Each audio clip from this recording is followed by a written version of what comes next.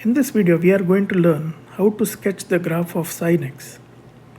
Before we start drawing graphs of different trigonometric functions, we have to understand what are periodic functions and why trigonometric functions are periodic functions. We have solved many questions related to trigonometric functions in different quadrants, and if you noticed, we solved questions where we were finding the angle of sine of 720 or bigger angles. But we were able to easily find that out because we knew the basic values from 0 to 360 degrees or 0 to 2 pi. Now we will use that knowledge and sketch the graph of sin x in this video, and in the future videos we will try to sketch other trigonometric functions. So let's get started. Let us first understand what periodic functions are. So let me draw a graph, a simple graph. So this is the x-axis and this is the y-axis. Now let's assume a function f of x starting from point 0 here creates this pattern, and once it reaches a point B, it starts from, let's assume A, and once it reaches point B, when it crosses point B, it again follows the same pattern. Now it reached point C. Now if you notice here, this interval, let's call this T1, this interval is T1, and this interval is T2. So if you notice the behavior, T1 and T2, if you take them separately, they have the same design of the graph, because if you consider B to be the point of origin, then we see a upper peak and a lower peak here. Same way, we see a peak in the positive side of the quadrant and the negative side of the quadrant. So we can consider the behavior of this function to be periodic in T1 and T2. So f of x is a periodic function. So this is the meaning of what periodic functions are. Now sine, cos, tan and their inverses, cosecant, secant and cotangent, all these 6 are periodic functions. So we will discuss sine in this video and also draw other periodic functions in the future videos. So please keep in mind what periodic functions are. And now let's draw the graph of sin x. Now let us start to plot the graph of sin x. Now how do we do this? We can find out a graph, the shape of the graph, only when we know certain points on the graph. For example, if we have a graph which is of this format, if we know the points on this at different angles, then it is easy to mark and join them to get a perfect graph. So that is what we are going to do now. So now what we'll do is, using the knowledge from previous videos, we will try to find the value of sin x or the value of y at different angles. For example,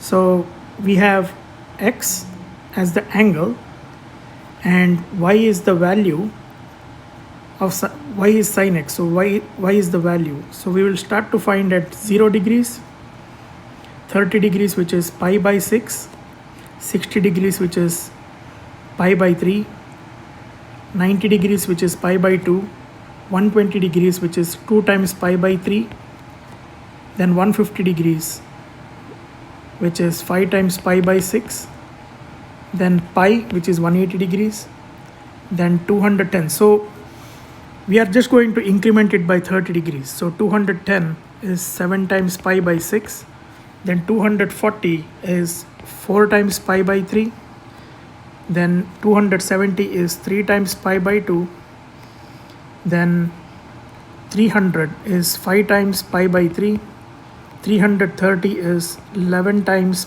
pi by 6, and 2 pi, which is 360 degrees.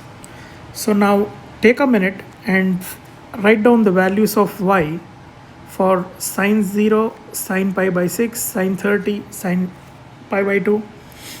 You can use a calculator and fill this chart now. Please take a minute and fill this out. Okay, so now we have the table ready. So basically what I have done is I have marked y, which is sine x. So sine pi by 6, which is sine 30, is half, and I have followed the decimal values here so that it is easy to plot on a graph. So this is a decimal value, this is the fractions. We are familiar with the sine 60 is square root of 3 by 2, sine 90 is 1, etc. Now let's plot it on a graph. So let me create the x-axis and y-axis. So this is the x-axis that I'm drawing now.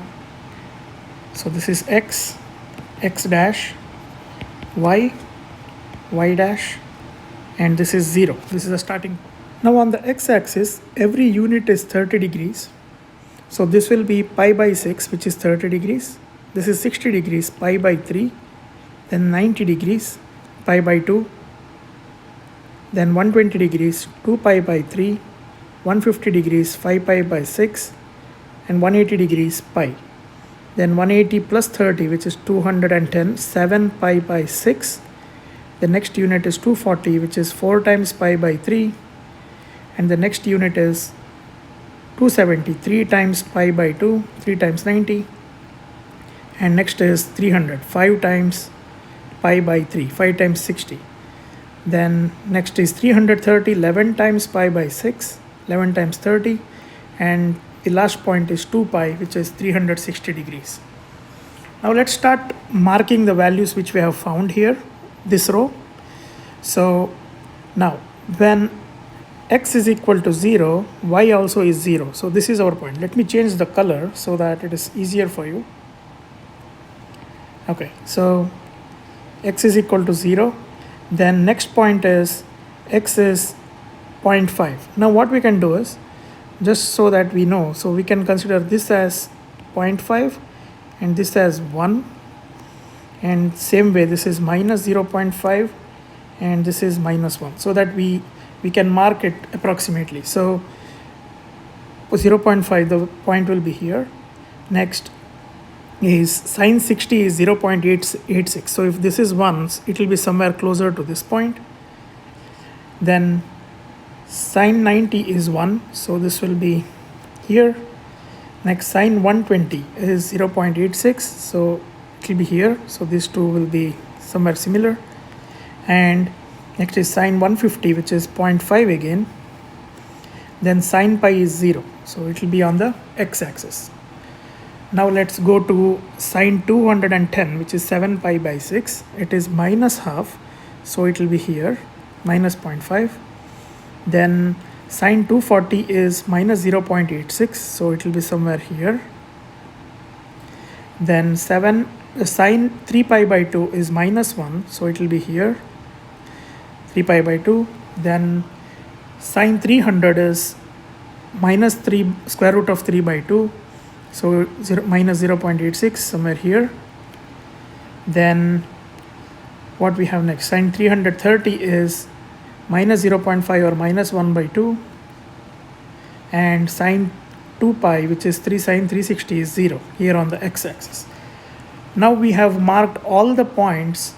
Now we just have to join them and see what kind of graph does sine x give us. Let's join this.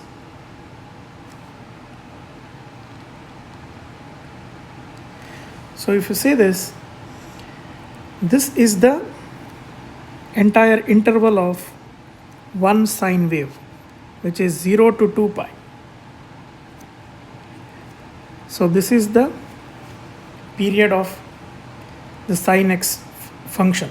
Now when I say period, so sine x is a periodic function. If we keep extending this after 2 pi, it will continue to grow this way. So That is how periodic functions are. And similarly, if we want to take a negative axis here, so it would be something like this.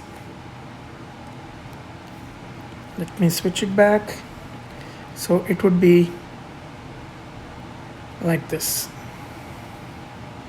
So this is how we can plot the graph of sine x. Now in the next video, we will try to plot the graph of cos x and see what is the difference and how those graphs can be created. Thank you so much for watching. Please share this with your friends so that it is helpful to them too, and subscribe the channel and also like the video. Thanks again.